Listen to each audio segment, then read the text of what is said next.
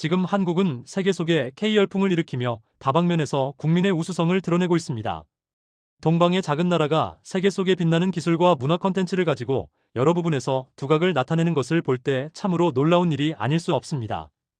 이것은 한국 교회사 가운데도 나타나는 모습입니다.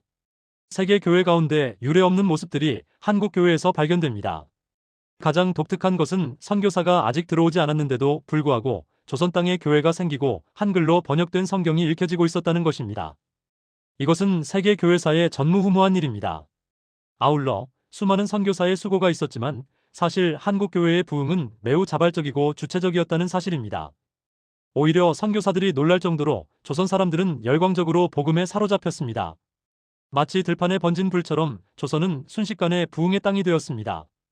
우상과 샤머니즘으로 가득했던 어둠의 나라가 이렇게 급속도로 기독교 부흥을 경험하게 된 제일 원인이 무엇이었을까요?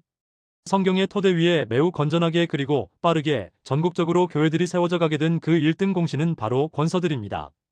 이분들 없이 한국 교회의 부흥을 설명할 수 없습니다.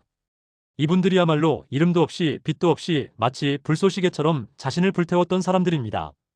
각각의 수많은 권서인들의 이름을 다 기억할 수 없다 할지라도 권서의 존재에 대해서는 결코 잊지 않고 이들의 삶을 배워야 합니다. 한국 교회사의 가장 중요한 인물들이라고 말할 수 있습니다. 권서는 책을 권하는 사람들이라는 말로 성경을 파는 사람들을 일컫습니다. 성경을 가지고 전국을 다니며 복음을 전하고 성경을 팔았던 사람들입니다. 한글을 모르는 사람에게는 한글을 가르치며 성경을 팔았습니다. 성경을 그냥 주지 않은 이유는 소중히 여기고 반드시 읽도록 하기 위해서였습니다. 돈이 없으면 채소, 쌀, 달걀 등을 받으면서도 값을 치르게 했습니다. 산길에 산적을 만나 죽는 이도 있었습니다. 겨울에 길에서 동사하는 이도 있었고 극렬하게 반대하는 자들을 만나 죽기 직전까지 맞는 일도 많았습니다. 주먹밥에 짠지 반찬 하나로 버티며 절에도 가고 무당도 만나고 무덤에서 죄를 행하는 자들도 만나며 종횡무진 복음을 전하였습니다.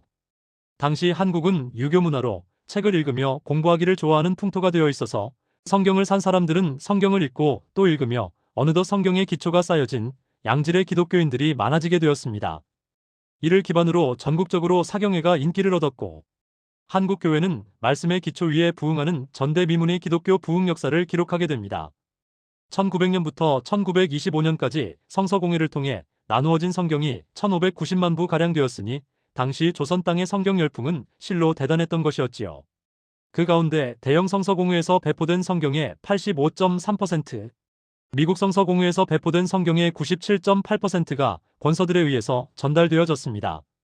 사실상 조선 땅의 풀뿌리 전도는 권서들이 감당했던 것이었고 그 위에 선교사들의 말씀과 신앙훈련이 더해져 짧은 기간이지만 기초가 튼튼한 신앙인들을 만들어내었던 것입니다.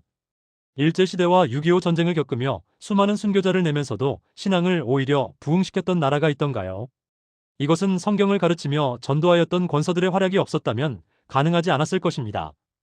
권서들로 이름을 알려진 자들은 백홍준, 이응찬, 서상륜 등이 있지만 대부분의 권서들은 그 이름이 거론되지 않습니다.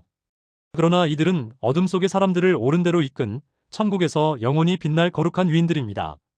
주님 오실 날이 다가오는 지금 한국 교회를 위해 필요한 것은 바로 자기 십자가를 지고 주님을 묵묵히 따랐던 이 권서들의 영성 아닐까요?